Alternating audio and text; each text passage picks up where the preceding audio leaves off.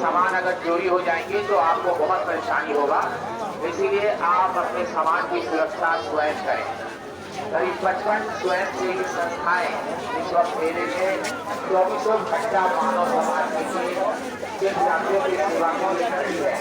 जो विद्यार्थियों की सेवा करेंगे, चाय कॉफी और